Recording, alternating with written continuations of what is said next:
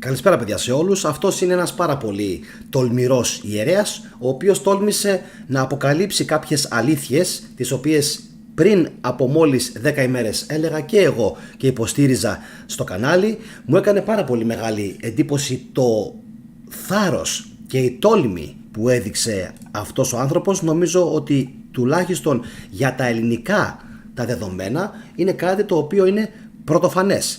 Σας καλησπερίζω, είμαι ο Γιάννης ο Καραγιαννίδης.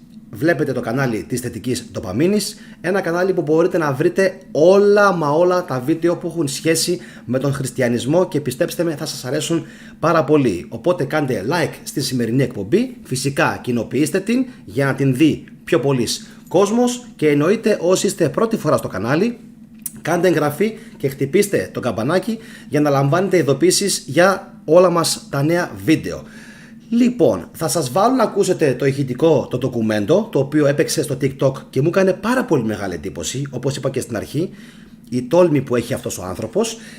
Είναι ελληνοορθόδοξος καθολικός ουνίτης, υπάγεται στην Ρωμαιοκαθολική Εκκλησία, στον Πάπα. Είναι λίγο παράξενα τα πράγματα, τουλάχιστον από τα σχόλια που διάβασα στο TikTok. Ο άνθρωπος, από ό,τι έχω καταλάβει, πρέπει να είναι ιερωμένος κάπου στην Κρήτη. Στην Κρήτη. Δεν γνωρίζω αυτή τη στιγμή που σας μιλάω τώρα περισσότερα στοιχεία. Φαντάζομαι τις επόμενες ημέρες θα μάθουμε όλο ένα και πιο πολλά πράγματα. Ποιος είναι, το όνομά του, ποια είναι η ενορία του, ξέρω εγώ που ανήκει και όλα αυτά. Λοιπόν, και μετά θα σας διαβάσω κάποια σχόλια στο TikTok. Έχω απαντήσει και εγώ σε μερικούς με κόσμιο, όπως πάντα υφάκι, λίγο σατιρικό, λίγο ειρωνικό. Όσοι θέλετε φυσικά μπορείτε να μπείτε στο TikTok και να δείτε και τα δικά μου τα σχόλια. Επίσης να σας πω ότι τα σχόλια που θα σας διαβάσω είναι δημόσια, οπότε δεν προσβάλλω κανέναν ο οποίος δεν ήθελε να προσβληθεί από μόνος του ή δεν θα αναφέρω κάτι το οποίο δεν το έχει αναφέρει κάποιος. Απλά δεν θα πω τα ονόματα τους εν πάση περιπτώσει ή τα nickname τους, γεγονός που δεν με αφορά, αλλά θα σας δείξω για άλλη μια φορά πόσο κακεντρεχείς μπορούν να γίνουν κάποιοι άνθρωποι. Λοιπόν, δεν θέλω να πω περισσότερα, ακούστε λίγο τι έχει να πει αυτός ο άνθρωπος και τα λέμε μόλις ολοκληρωθεί το βιντεάκι. Εγώ σωπαίνω για να μπορέσετε να παρακολουθήσετε καλύτερα αυτά που έχει να πει.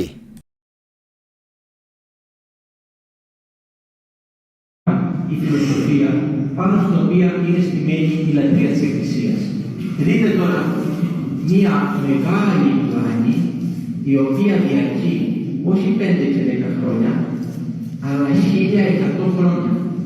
11 αιώνες. Και ακόμα και σήμερα υπάρχουν άνθρωποι που φοβούνται να πούν τα αυτονόητα. Γιατί?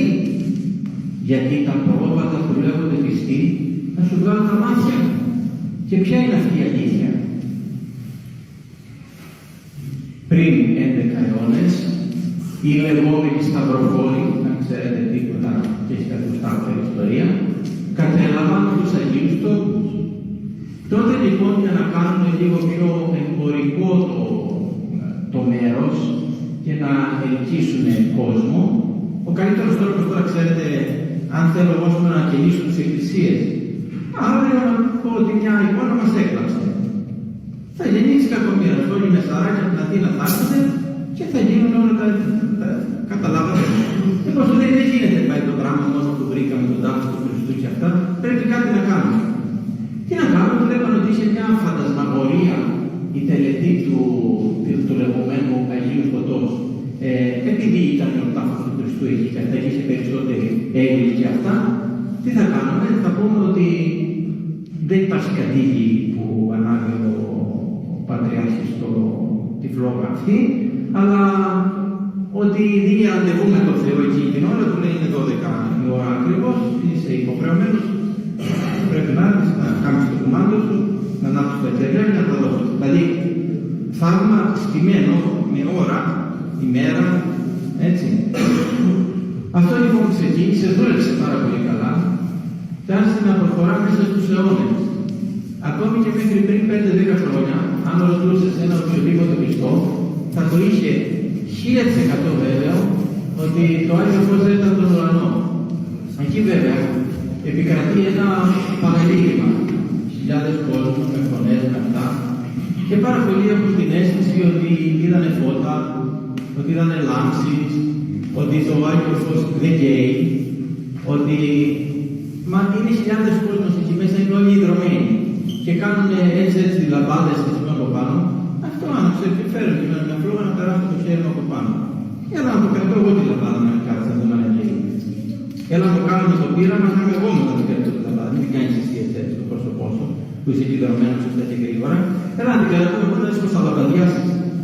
Και όχι θα ξέρεις μόνο να το φτιστείς. Λοιπόν, και ήρθε το αριθμό παιδιά, ένας άνθρωπος, ο πατέρας του παπάς, Δημήτρης, το επώνυμό του Αγιοκάκος, ο οποίος είχε πληροφόρηση από τους αγιοταφίτες, οι οποίοι ξέρανε τα πράγματα, αλλά πώς δεν είναι να το πεις. Σε λιτζάνουν οι ίδιοι οι δικοί σου, οπότε του πεκεί, και να παράγουν αυτό το πράγμα. Είχε λοιπόν την πληροφόρηση, το λέει και στον πατέρα του τον παπά, και του λέει αυτά παιδί που είναι εξαπάτηση των ανθρώπων. Εμείς τόσες χιλιάδες χρόνια, πώς δίνουμε το Άγιο Φως, είναι ημιτασιόν, το Άγιο Φως που δίνουμε εμείς στους χριστιανούς μας, είναι ημιτασιόν. Δηλαδή πριν το 80 που αρχίσαν οι παχές αγελάδες, και να βάλουμε και αεροπλάνα να μας φέρνουν, να παίζουμε πάντες, να μας φέρνουν το φως από τα. Έγιναν ημιτασιόν το φως που δίναν οι ενορίες, η φλόγα που δίναν οι ενορίες. Άμα είναι έτσι, η λειτουργία που ήρθατε σήμερα είναι ημιτασιόν. Να πάτε εκεί που είναι ο μυστικός δείπνος για να είναι γνήσια. Η Εκκλησία είναι τοπικές εκκλησίες και ενορίες, για να είναι εδώ και τα Ιεροσόλυμα, εδώ και η Βιθλεέμ, εδώ και ο Πανάγιος Τάφος, εδώ και τα πάντα. Αυτό κάνει η ενορία. Αυτό κάνει η ενορία. Είναι άγιοι τόποι της κάθε κοινότητας. Λοιπόν, έχει ρωτήσει τον πατέρα του, έχει και πληροφορίες και του λέει παπά, θα αναλάβω μετά από 1100 χρόνια μια αποστολή να μάθει ο κόσμος την αλήθεια. Λέει παιδί μου, θα μπλέξεις. Και οι πιστοί κάνουν κακό θέμα. Άμα σε εκθρεφτεί ένας πιστός, είναι καλιά σε δυνάση. Το προετοίμασε λοιπόν ο πατέρας του που ήταν παπάς. Άμα θες λέει παιδί μου κάνω, αλλά θα περάσεις δύσκολα. Πήγε λοιπόν αυτός στα Ιεροσόλυμα 3-4 φορές. Με βίντεο, με μικρόφωνα, με τα σχετικά. Και πήρε συνεντεύξεις.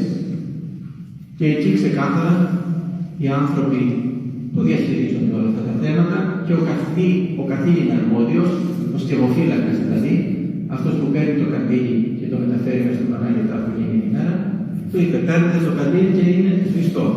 Και το πάρετε μέσα στο Πανάγιο Τάφο και το αφήνετε. Και τι κάνετε? Και λέει ο άνθρωπος, τρέμει και είναι δρομένος. Και λέει: να το πούμε στην κάμερα. Του λέει ο δημοσιογράφος: να το πούμε πάτερ. Η αλήθεια, ο Χριστός είπε την αλήθεια. Λέει: φοβάμαι μην δημιουργήσουμε πρόβλημα στον κόσμο. Λέει ο κόσμος να ξυπνήσει, να μάθει την αλήθεια. Δεν είναι σωστό αυτό. Λέει: τι κάνετε, το αφήνετε εκεί και το ανάβετε? Είναι.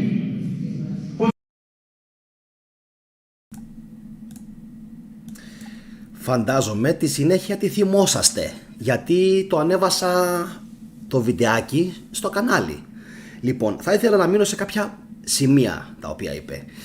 Λοιπόν, όπως καταλάβατε, είπε κάτι πάρα πολύ βασικό. Δηλαδή, πριν δεν ήταν Άγιο Φως. Έπρεπε να είναι, δηλαδή να μεταφέρεται, ήταν πλαστό. Δηλαδή, όταν είχαμε λέει τις παχές αγελάδες επί Πασόκ με το αεροπλάνο και όλα αυτά, νομίζω αυτό πρέπει να εννοούσε. Δεν έχει σημασία ποια κυβέρνηση το θέσπισε, δεν έχει καμία σημασία. Μπορούσε να γίνει οποιαδήποτε στιγμή. Σου λέει όμως το πιο σημαντικό μήνυμα είναι ότι δεν έχει σημασία το Άγιο Φως που λαμβάνει η χώρα. Δεν έχει σημασία από πού έρχεται. Σημασία έχει η τελετή. Και προσέξτε, άλλο αυτό, άλλο σχόλιο πολύ πετυχημένο που διάβασα, είναι η τελετή του Αγίου Φωτός. Η τελετή, η τελετή της αφής. Πουθενά δεν υπάρχει το θαύμα του Αγίου Φωτός. Λέγεται η τελετή του ανάματος του Αγίου Φωτός. Έτσι, το διάβασα πάρα πολύ εύστοχο το σχόλιο. Επίσης, είπε κάτι άλλο πάρα πολύ, επίσης πάρα πολύ πετυχημένο, ότι ο άνθρωπος αυτός που το έβγαλε, ο πατέρας του ήταν ιερέας και του είπε θα σε φάνε, θα σε κυνηγήσουνε. Και είναι και λογικό. Επίσης τι άλλο είπε στην αρχή? Ότι θα σου βγάλουν τα μάτια. Ότι αν πας να πεις τέτοια αλήθεια και τη φανερώσεις στον κόσμο, θα σου βγάλουν τα μάτια. Γιατί να σου βγάλουν τα μάτια?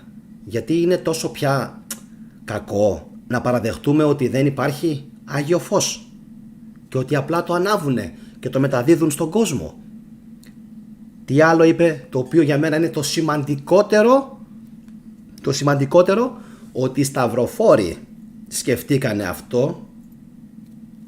Σου λέει εδώ έχει ψωμί το πράγμα, ας δημιουργήσουμε ένα νέο έθιμο από όπου θα μπορούμε να παρουσιάζουμε έσοδα για τον φίλο μας τον Πάπα και μπορεί να ευνοηθούν και οι Βυζαντινοί. Γιατί όχι? Όλοι μαζί, μια ωραία αγαστή οικογένεια. Εντάξει. Λοιπόν, όπως καταλαβαίνετε, είναι εφεύρημα των σταυροφόρων. Και αν ρωτήσουμε τον Ευσέβιο της Καισαρίας, αν διαβάσουμε την εκκλησιαστική ιστορία, αν διαβάσουμε τον Οριγένη, αν ανοίξουμε τα Ευαγγέλια, δεν θα το δούμε πουθενά μέσα γραμμένο. Προσέξτε με, έτσι, τώρα μιλάω πάρα πολύ αντικειμενικά. Μιλάω σαν να ήμουν χριστιανός. Όσοι με ξέρετε συνήθως πως μιλάω. Αλλά ας υποθέσουμε ότι ήμουν χριστιανός. Θα σας έλεγα, το αναφέρουν αυτό τα Ευαγγέλια? Όχι. Το αναφέρει ο Παύλος? Όχι. Ο Πέτρος? Όχι. Η πράξη των Αποστόλων? Όχι. Ο Ευσέβιος της Καισαρίας? Όχι. Ο Οριγένης? Όχι. Μήπως το αναφέρει ο Μαλάλας? Δεν ξέρω. Δεν έχω ανοίξει τον Μαλάλα. Μήπως το αναφέρει κάποιος άλλος προγενέστερος από όλους αυτούς? Όχι. Άρα λοιπόν θεσπίστηκε. Εδώ είναι η μαγική λέξη. Θεσπίστηκε.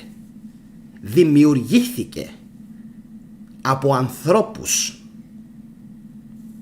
Δεν προϋπήρχε. Δεν υπήρχε από πάντα. Ξέρω ότι μερικοί κάνουν τώρα αυτή τη στιγμή ένα έτσι. Όπα. Άμα κάνατε έτσι, δείτε και τα άλλα μου τα βίντεο και θα κάνετε πάρα πολλά έτσι.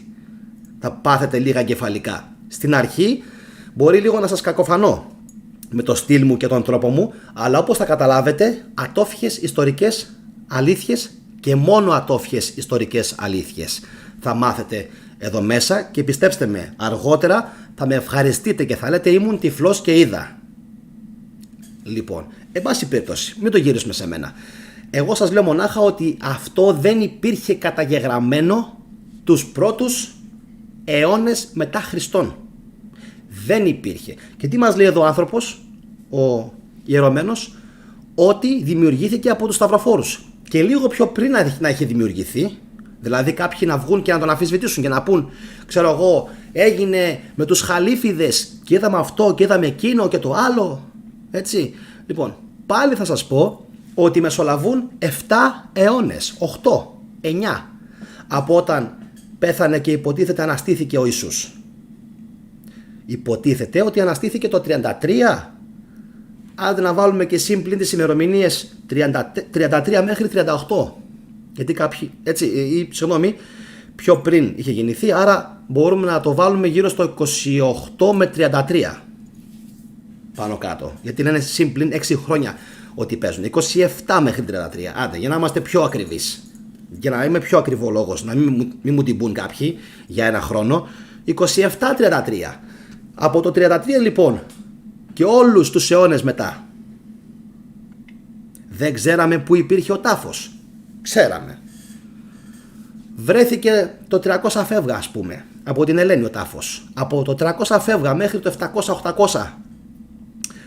Γιατί δεν υπήρχε τελετή αφής του Αγίου Φωτός?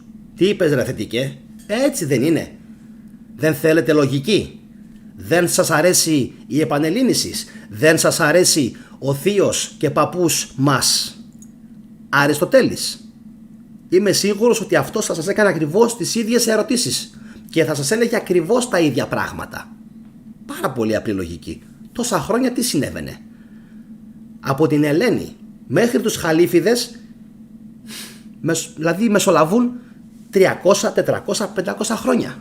Έτσι, ανάλογα την περίοδο. Δεν συνέβαιναν τότε? Απλές ρητορικές ερωτήσεις που για να τις απαντήσει κάποιος πρέπει να έχει νου. Πρέπει να σκεφτεί και πρέπει να αμφισβητήσει.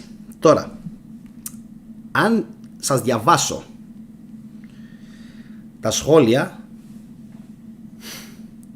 θα πάθετε κοκομπλόκο. Πώς σκίστηκε η κολόνα και βγήκε το Άγιο Φως έξω από το ναό της Αναστάσεως. Ένα σχόλιο. Λες και ήταν εκεί όλοι αυτοί όταν έγινε αυτό και το ξέρουνε. Δεν παίζει να έχει γίνει π.χ. πλαστογράφηση της ιστορίας. Λοιπόν, να κάνει προσευχή και νηστεία ώστε να του φανερώσει ο Θεός την αλήθεια. Τώρα αυτά τα λένε κάποιοι σε κάποιον ο οποίος είναι ιερέας, ο οποίος υποτίθεται έχει επιλεγεί από τον Θεό, υποτίθεται, όπως και όλοι οι υπόλοιποι οι κληρικοί, έχει επιλεγεί από τον Θεό, άρα όταν μιλάει είναι σαν να είναι ο ενδιάμεσος του Θεού. Αλλά όταν δεν μας ταιριάζουν αυτά που λένε, δεν τους χωνεύουμε. Λοιπόν, πάμε παρακάτω. Και μου έλεγε η γιαγιά μου κάποτε όταν ήμουν μικρή, αχ παιδάκι μου, το κακό θα ξεκινήσει από τους κληρικούς, αυτοί θα διχάσουν και θα παρασύρουν τον κόσμο. Όποιος είναι λοιπόν τολμηρός και έχει λογική και αμφισβητεί, έτσι, είναι κακός και είναι του σατανά. Δεν το λέει εδώ πέρα, εγώ το λέω. Λέω εγώ τώρα, μάλλον είσαι ανάξιος πάτερ, αλλά υπάρχει χρόνος για μετάνοια. Διάβασε πάτερ για τα οθόνια, λέει, που έβλεπαν οι Απόστολοι στο σκοτάδι στον τάφο του Χριστού και είπαν θεϊκό φως υπήρχε. Με συγχωρείτε, αλλά αυτό τώρα, αυτό και είναι πλαστογράφηση. Πάμε παρακάτω. Να βγάλεις τα ράσα, είσαι έτοιμος. Πόσα πήρες για να τα πεις, είσαι αιρετικός. Καλό θα ήταν εφόσον αμφιβάλλεις και είσαι τόσο σίγουρος για τα λεγόμενά σου να καθαιρεθείς. Ξυρισμένος είναι, αδέλφια μου, δεν το βλέπετε? Θέλει να πει ότι δεν είναι ορθόδοξος, γιατί νομίζω ότι οι καθολικοί το έχουν αυτό και νομίζω πως είναι και σπανοί και μπορούν κανονικά να είναι. Ιερέας και κόντρα ξούρα, λίγο δύσκολο. Μην πλανάστε, αιρετικός είναι ο άνθρωπος. Είπαμε, όποιος δεν συμφωνεί μαζί μας είναι αιρετικός, έτσι. Λοιπόν. Καλά, τα υπόλοιπα δεν τα βλέπω. Κάποια δεν μπορώ να τα προφέρω, να ξέρετε. Έτσι. Υπάρχουν πάρα πολλές μαρτυρίες που έχουν ανάψει τα κεριά του κόσμου από μόνα τους. Τώρα αυτό ή πάει στο πεδίο της φαντασίας ή πάει στο πεδίο του Μιχάλη Καλόπουλου, ο οποίος έλεγε ότι είχαν από πάντα το κολπάκι με την αυτανάφλεξη. Εντάξει, είχαν χημικά στοιχεία που τα χρησιμοποιούσαν για να πετυχαίνουν αυτανάφλεξη. Λοιπόν, ζούμε τα έσχατα χρόνια. Σχολιάζει ένας άλλος και γράφω και εγώ από κάτω, δεν αντέχω. Έχω σχολιάσει σε πολλούς εδώ μεταξύ. Αν μπείτε θα δείτε έχω σχολιάσει σε πάρα πολλούς. Δεν αντέχω. Εδώ και 2.000 χρόνια στα έσχατα χρόνια ζουν οι χριστιανοί.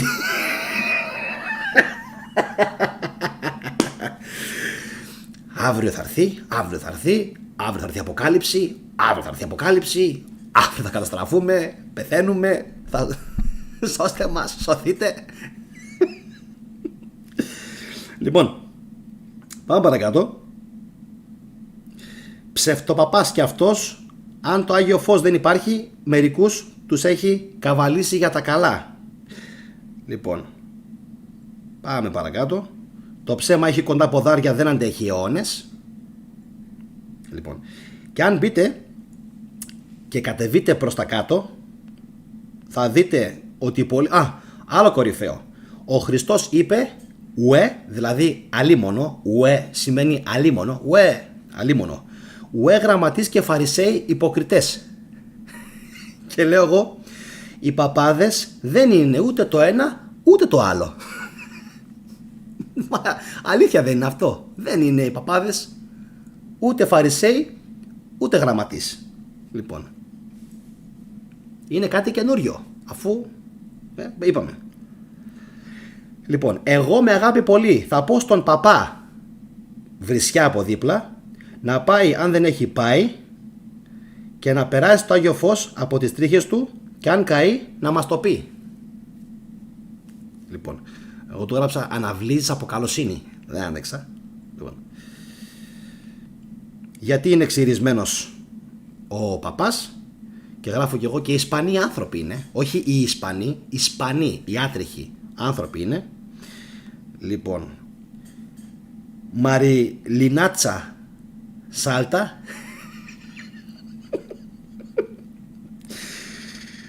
Ξούρα. Λοιπόν, αυτό δεν το διαβάζω.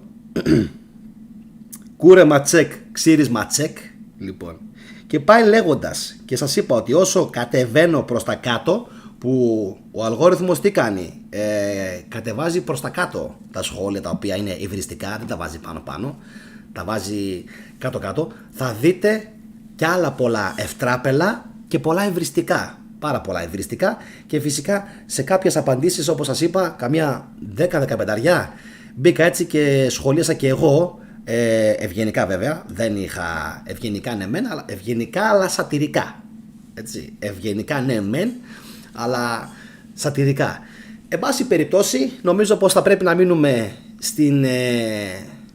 σε αυτό το 5 λεπτό, 5,5 περίπου λεπτά είναι, το οποίο εκφώνησε αυτός ο άνθρωπος, και από εκεί και πέρα νομίζω ότι πάρα πολλοί θα ακολουθήσουν το παράδειγμά του, μιας και όπως είπε ο κύριος Αλικάκος, το ίδιο το Πατριαρχείο έχει βγάλει πλέον την λέξη θαύμα από την επίσημη αναφορά του προς αυτό το γεγονός, ενώ πριν στην παλαιότερη ανάρτηση που είχε στην ιστοσελίδα υπήρχε η λέξη θαύμα. Τα σχόλια φυσικά όπως πάντα τα αφήνω σε εσάς που έχετε κρίση, νοημοσύνη και λογική για να αποφασίσετε τι είναι σωστό και είναι λάθος. Εγώ σας παρουσίασα όλα τα δεδομένα που είχα. Λοιπόν, θα τα πούμε αύριο το βράδυ στις 22:30 με ένα αρχαιοελληνικό απίστευτο βίντεο. Δεν θέλω να σας πω περισσότερα. Κοινοποιήστε την σημερινή εκπομπή σε όσους πιστεύετε ότι θα ήθελαν να την παρακολουθήσουν. Κάντε φυσικά like ώστε να την δουν ακόμα πιο πολλοί συνδρομητές του καναλιού, και φυσικά δείτε τα βίντεο που θα βγουν στις οθόνες σας. Από μένα ένα όμορφο βράδυ. Καληνύχτα και να είστε όλοι καλά.